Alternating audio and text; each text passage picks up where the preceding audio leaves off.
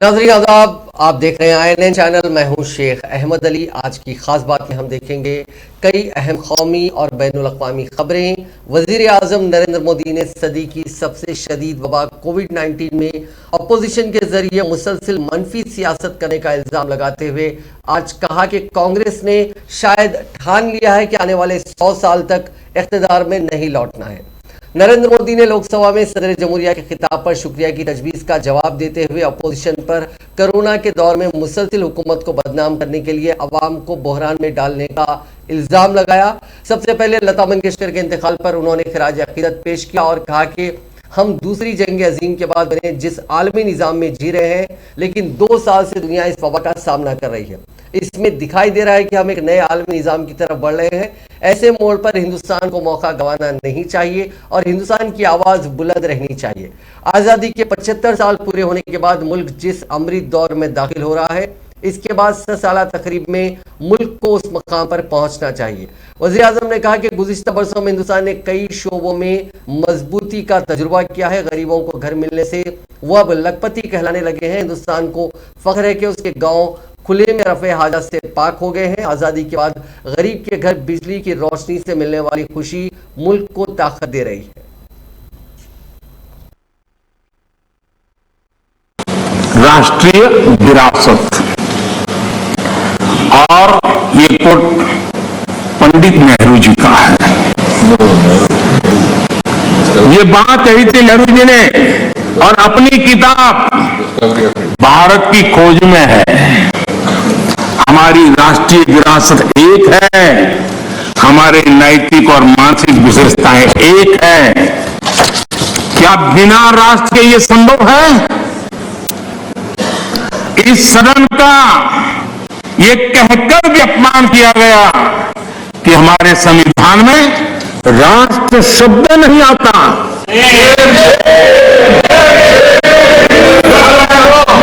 संविधान की प्रस्तावना में लिखा राष्ट्र पढ़ने में ना आए, ये हो नहीं सकता है।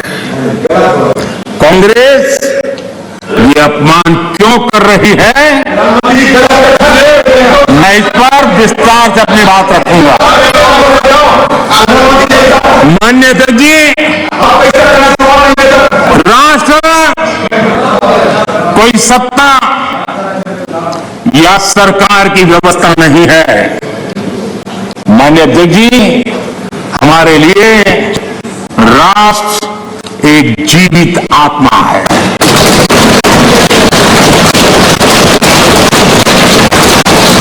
और इससे हजारों साल से देशवासी जुड़े हुए हैं और जूझते रहे हैं। हमारे यहां विष्णु पुराण में कहा गया है, ये किसी भाजपा वाले ने नहीं लिखा है। विष्णु पुराण में कहा गया है, उत्तरम यत् समुद्रस्य हिमाद्रैश्च दक्षिणम वर्ष तद भारतम नाम भारतीय यत्र संतति। यानी समुद्र के उत्तर में और हिमालय के दक्षिण में दो देश। राज्यसभा के अरकान ने मशहूर गुलकारा लता मंगेशकर को खिराज अक़ीदत पेश करते हुए 1 मिनट की खामोशी अख्तियार की, जिसके बाद ऐवान की कार्रवाई 1 घंटे के लिए मुलतवी कर दी गई। वेंकैया नायडू ने कहा कि लता मंगेशकर के इंतकाल से मुल्क ने हिंदुस्तानी मौसीकी और फिल्म इंडस्ट्री की दुनिया में एक अजीम प्लेबैक सिंगर को खोया है। वहीं लोकसभा के स्पीकर ओम बिरला ने लोकसभा में सुरों की मलिका भारत रत्न लता मंगेशकर को खिराज अक़ीदत पेश किया। वो दुनिया भर में मशहूर थी और कई जबानों में 25,000 गीत गाए। उन्हें 2000 में भारत रत्न का अवार्ड दिया गया और उन्हें भारत के दीगर अवार्ड भी अता किए गए।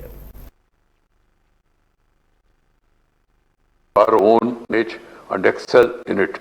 Her rise to fame elucidates her grit, determination, hard work and passing that will serve as a benchmark for others, especially women, to emulate and commemorate.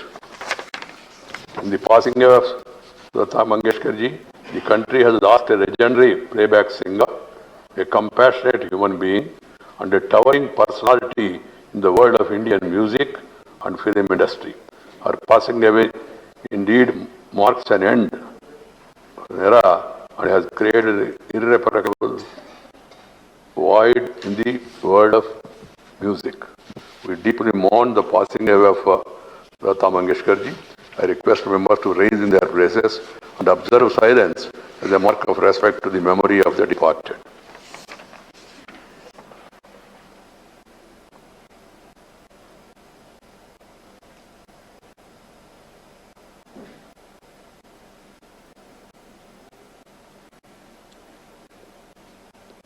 Mangeshkar ji ने लगभग सभी भारतीय भाषाओं में 25,000 से अधिक गीत गाए।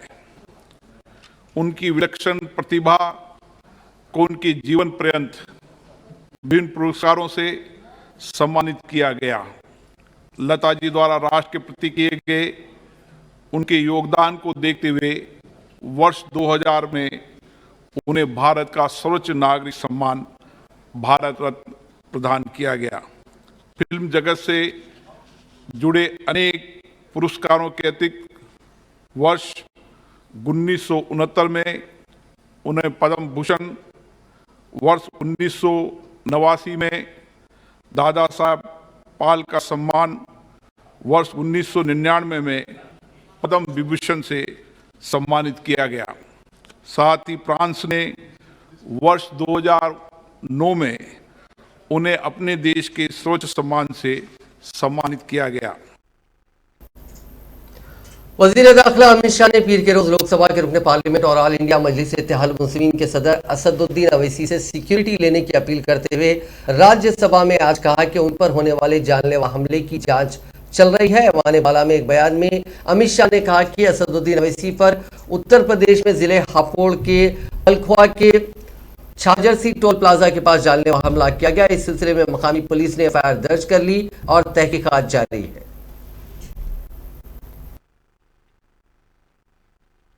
हापुड़ में पंजीकृत किया गया और इसकी विवेचना की जा रही है।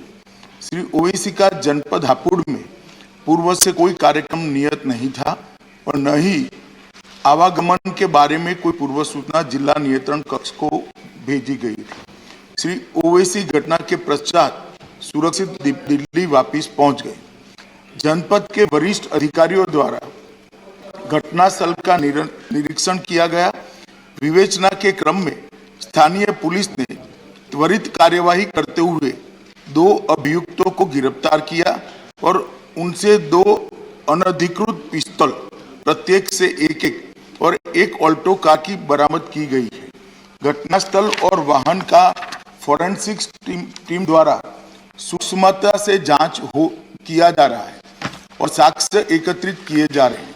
दोनों अभियुक्तों से उत्तर प्रदेश पुलिस द्वारा पूछताछ की जा रही है। जनपद में कानून और व्यवस्था की स्थिति नियंत्रण में और सामान्य है। कड़ी सतर्कता भी बरती जा रही है।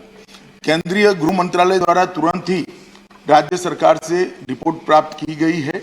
पहले भी कई मौकों पर केंद्रीय सुरक्षा एजेंसियों के खतरे के आकलन के आधार पर श्री ओवैसी को सुरक्षा प्रदान करने के लिए केंद्र सरकार ने निर्देश जारी किए हैं, लेकिन श्री ओवैसी द्वारा सुरक्षा लेने के लिए अनिच्छा के कारण दिल्ली पुलिस और तेलंगाना पुलिस उन्हें सुरक्षा देने का प्रयास सफल नहीं हो पाया। श्री ओवैसी के खतरे का पुनः मूल्यांकन कराया गया है और खतरे के आकलन के आधार पर उनका दिल्ली में बुलेट प्रूफ कार के साथ अखिल भारतीय स्तर पर केंद्रीय रिजर्व पुलिस बल की जेड श्रेणी की सुरक्षा प्रदान की गई है। मेरा वक्तव्य समाप्त हुआ, मगर हमारे पास जो मौखिक सूचनाएं श्री ओवैसी के द्वारा भेजी गई, उन्होंने अभी भी सुरक्षा लेने से इनकार किया है। मैं सदन के माध्यम से श्री ओवैसी को विनती करना चाहूंगा कि वो तत्काल सुरक्षा ले ले और हम सबकी चिंता का समाधान करें। धन्यवाद। धन्यवाद। माननीय डॉक्टर वी मौका देंगे। Okay, please. धन्यवाद। माननीय गृह मंत्री जी, स्टेटमेंट बाय मिनिस्टर।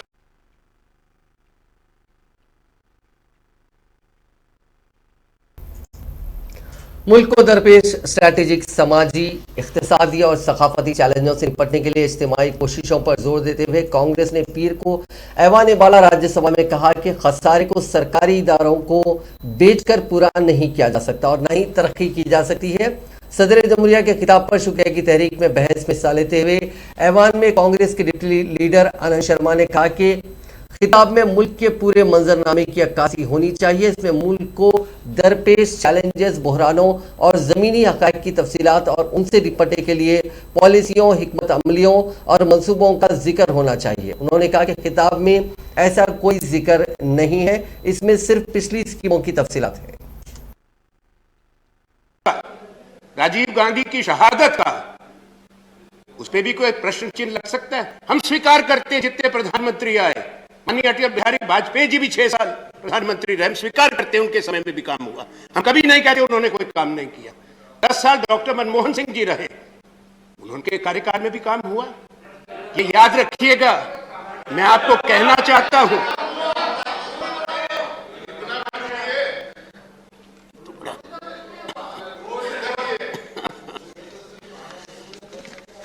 सुनिए, प्रजातंत्र में 2 पक्ष हो सकते हैं और आवश्यक है। एक सोच, एक विचारधारा संसदीय प्रजातंत्र में कभी नहीं हो सकती, ना होगी। एक दृष्टिकोण पे देश नहीं चलता, ना समाज बनता है। भारत बड़ा राज्य, बड़ा देश, प्राचीन देश है।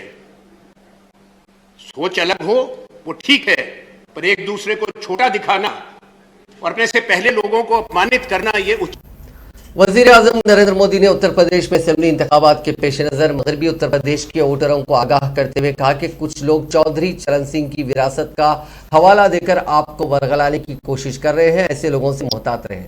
मोदी ने पीर को बिजनौर, अमरोहा और मुरादाबाद के वोटरों को वर्चुअली खिताब करते हुए समाजवादी पार्टी और राष्ट्रीय लोकदल इत्तेहाद पर जमकर तनकीद की। उन्होंने अपोजिशन के किसी लीडर का नाम लिए बगैर कहा कि चौधरी चरण सिंह की विरासत का हवाला देकर जो लोग आपको वरगलाने की कोशिश कर रहे हैं, आप उनसे ये पूछना कि जब उनकी हुकूमत थी उस वक्त गांव को वो कितनी बिजली देते थे।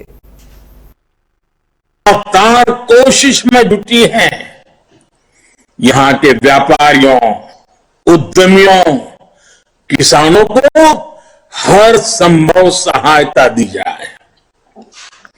हमारी सरकार ने बिजनौर की नगीना कास्ट कला को 1 डिस्ट्रिक्ट 1 प्रोडक्ट योजना में शामिल किया है। इस वजह से आज बिजनौर की कला की पहचान विदेशों में और बढ़ रही है। दुनिया भर में मशहूर मुरादाबाद के पीतल को भी 1 डिस्ट्रिक्ट 1 प्रोडक्ट योजना से जोड़ा गया है।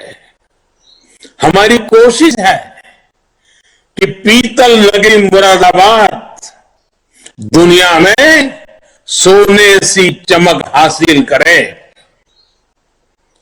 आने वाले समय में यहां पर इंडस्ट्रियल पार्क लगेगा और 2 कॉमन फैसिलिटी सेंटर भी बनेंगे।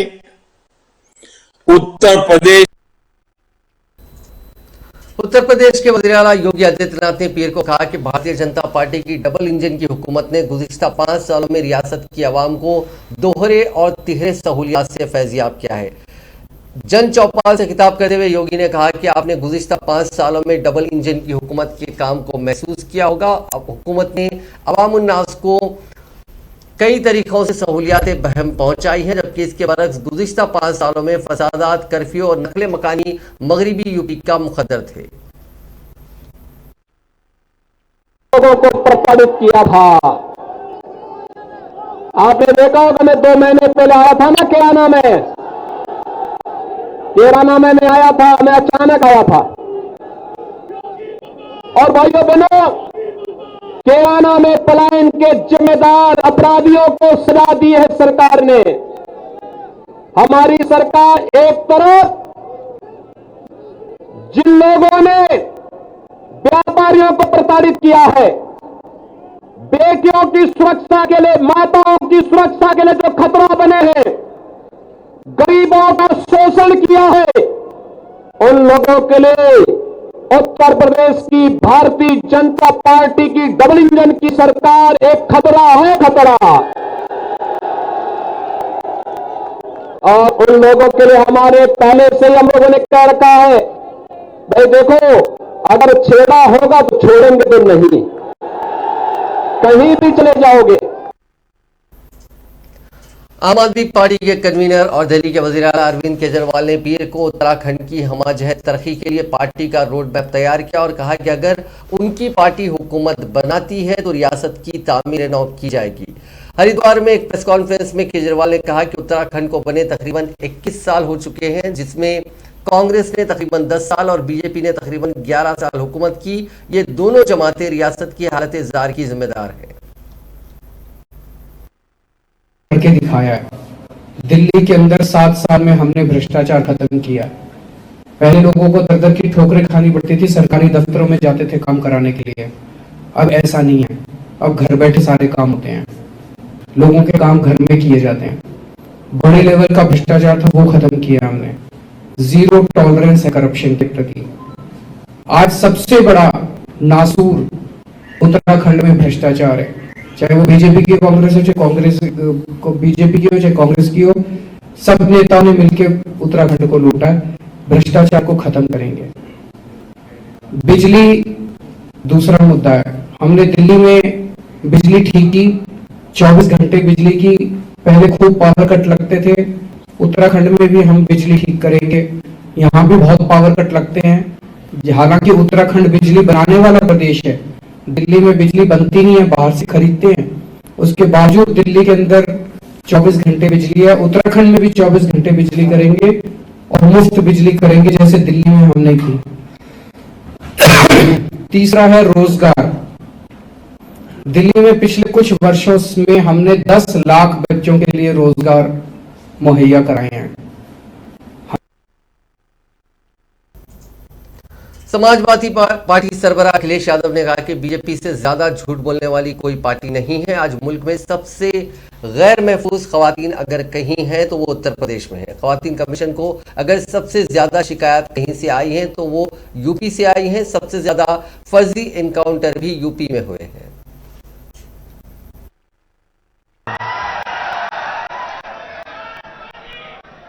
और जब से चुनाव घोषित हुए हैं, हमारे बाबा मुख्यमंत्री जगह जगह चुनाव लड़ना चाहते थे।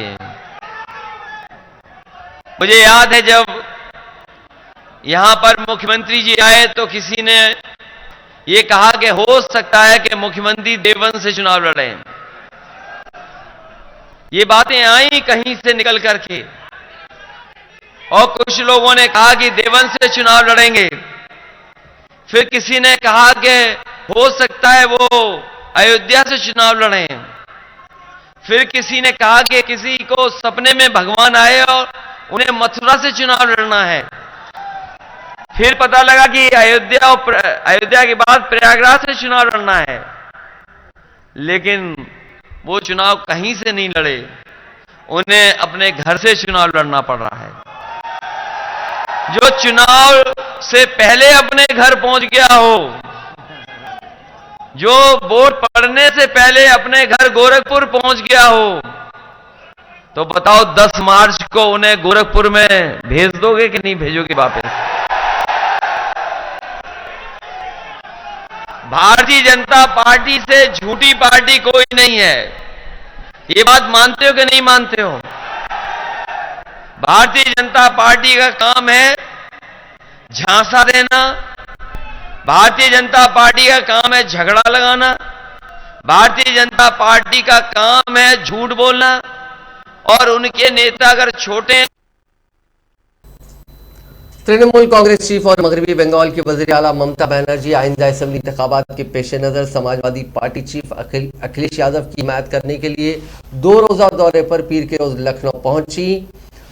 उन्होंने ये इससे पहले ऐलान किया था कि वो मुख्तलिफ प्रोग्रामों में हिस्सा लेंगी और ये भी तवक्को है कि वो वाराणसी में भी समाजवादी पार्टी की हिमायत में अखिलेश यादव के साथ कैंपेन चलाएंगी। पंजाब के वज़ीर आला चरणजीत चन्नी राहुल गांधी की रैली से फारिग होने के बाद पिछली रात एक ढाबे पर जा पहुंचे। ढाबे पर वज़ीर आला चरणजीत सिंह चन्नी को देखकर सभी हैरान रह गए। एक पल के लिए किसी को यकीन नहीं हो रहा था कि वज़ीर आला ढाबे पर खाना खाने आए। उन्होंने ढाबे पर आते ही ढाबे के मालिक से कहा कि आपके पास क्या बना है, जल्दी से परोस दो, भूख बहुत लगी है। इसी दौरान उन्होंने कहा कि राहुल की रैली के बाद उन्होंने सिर्फ केले खाए थे, आज खाना नहीं खा सके। वज़ीर आला चन्नी थाली लेकर टेबल पर बैठने के बजाय देसी अंदाज में थाली लेकर तंदूर के पास ही खड़े हो गए और उन्होंने गरम गरम दाल सब्जी के साथ तंदूरी रोटियों का जायका लिया। जब चरणजीत सिंह चन्नी खाना खा रहे थे तो वहां पर कुछ लोग आए, वो पंजाब में तरक्की को लेकर उनकी तारीफ करने लगे। चन्नी ने उन्हें कहा कि भूख बहुत लगी है, पहले वो खाना खा लेते हैं, उसके बाद तरक्की पर बहस करते हैं। जब चन्नी ढाबे पर खाना खा रहे थे तो जाहिर है कि उनकी सिक्योरिटी टीम ने ढाबे को अंदर बाहर से घेरा हुआ था, जिसे देखकर चन्नी से रहा नहीं गया और ढाबे वाले से ये बोल पड़े कि मेरी वजह से आपका ग्राहक आना रुक गया, आपके ग्राहक खराब हो गए। इसी बीच ढाबे के मालिक, जिसका सीएम को अपने ढाबे पर देखकर खुशी का ठिकाना नहीं था, उसने कहा कि ऐसा कुछ नहीं है, बल्कि आपके ढाबे पर आने से उसकी मुफ्त में पब्लिसिटी हो जाएगी।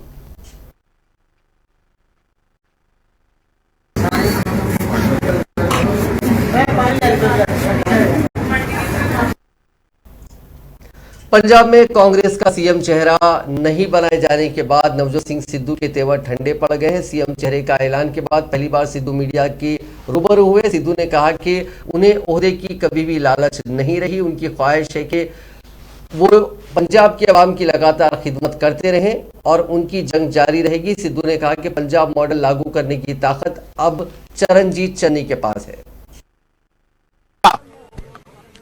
नाव राह कदे हारी है, बड़े बाबर जाबर आए, लेकिन सच दी राह कदे हारी नहीं। पंजाब मॉडल लागू करोगे सर? पंजाब मॉडल सारे पंजाब दा सांझा है, वो कोई मेरा ਉਹਦੇ ਤੇ जद्दी कॉपीराइट नहीं है।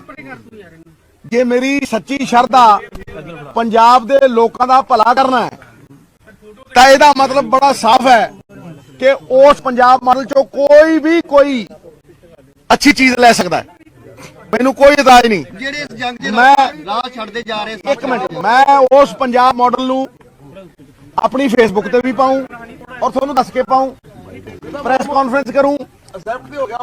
कांग्रेस पार्टी नू ओ मैं दे चुके ऑलरेडी, ठीक है जी, लेकिन उन्होंने लागू करने की ताकत हुण चरणजीत चन्नी साहब कोल है। चन्नी साहब करप्ट लीडर दसे जा रहे ने जी यार थोड़े।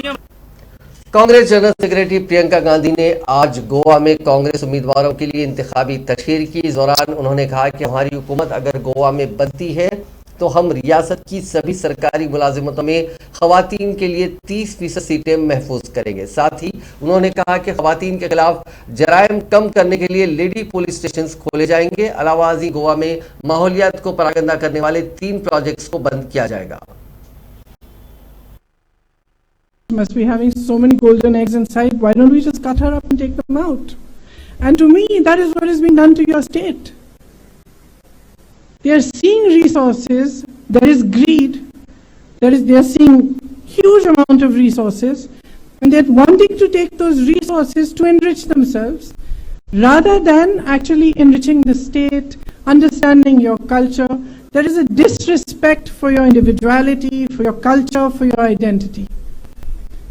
And when you have a government that actually internally cannot accept your differences, cannot accept your culture the way it is, मुस्लिम लड़कियों को तालीमी इदारों में हिजाब पहनने पर पाबंदी आयद करने हुकूमत कर्नाटका के ऐलान के बाद आज एक कॉलेज में हिजाब पहनकर आने वाली लड़कियों को कॉलेज में दाखिल होने की इजाज़त दी गई, लेकिन उन्हें अलग क्लासरूम में बिठाने का फैसला किया गया।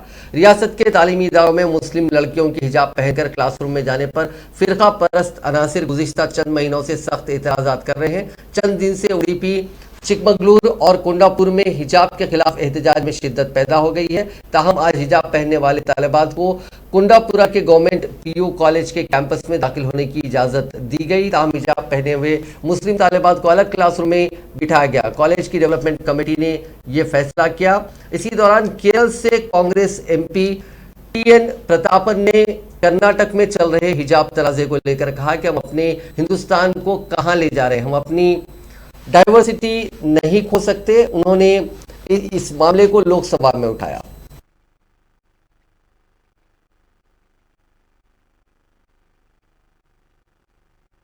Banning girl students with hijabs from entering classrooms and colleges.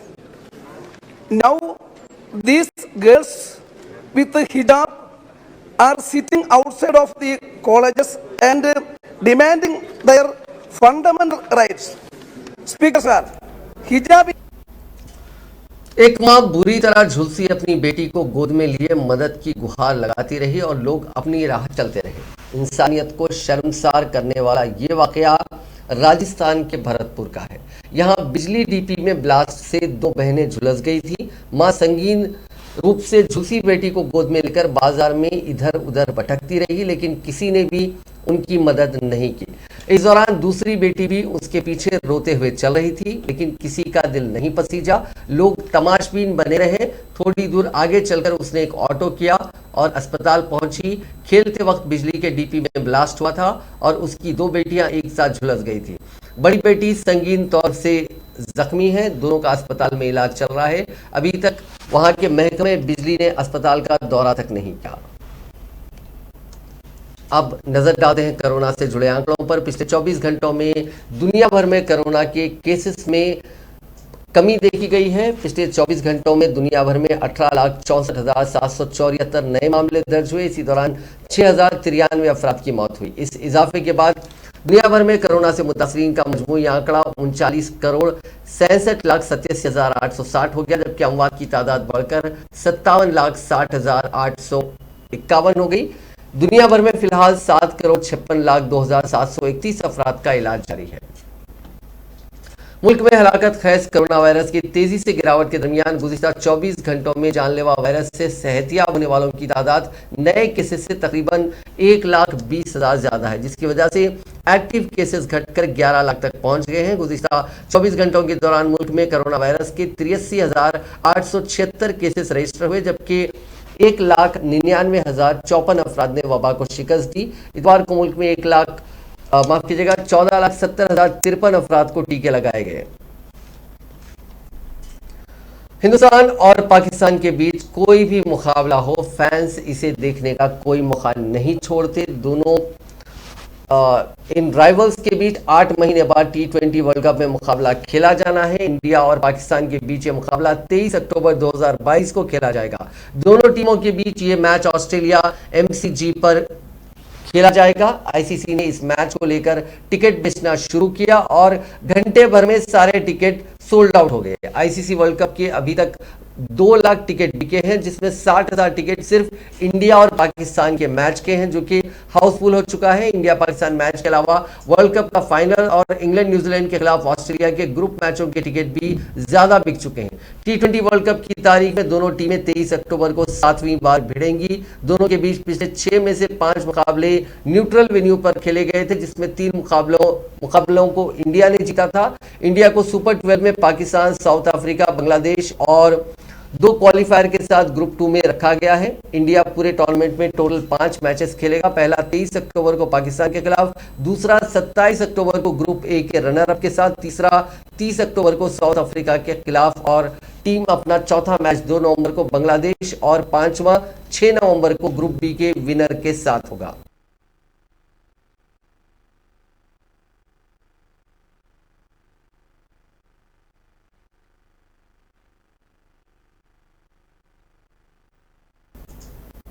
Share बाजार में आज गिरावट रही। बॉम्बे स्टॉक एक्सचेंज का सेंसेक्स 1023 पॉइंट गिरकर 57,621 और नेशनल स्टॉक एक्सचेंज का निफ्टी 302 पॉइंट्स नीचे 17,213 पर बंद हुआ। HDFC बैंक का शेयर 3.65% गिरा। सेंसेक्स के 30 शेयर्स में से 5 स्टॉक बढ़त में, जबकि 25 गिरावट में रहे। सेंसेक्स आज 95 पॉइंट्स नीचे 58,549 पर खुला था। गिरावट इसलिए है क्योंकि ऐसे अंदेशे हैं कि अमेरिका का सेंट्रल बैंक इंटरेस्ट रेट में बढ़ोतरी कर सकता है। इसके साथ ही कच्चे तेल की कीमतें $93 फी बैरल को पार कर गई। हालांकि हिंदुस्तान में चुनावी मौसम में इसका कोई असर रिटेल बिक्री पर नहीं होने वाला है। नाज़रीन, आज की खास बात में बस इतना ही। आपसे कल मुलाकात होगी नई खबरों के साथ, नए एनालिसिस के साथ। फिलहाल दीजिए इजाजत। खुदा हाफिज।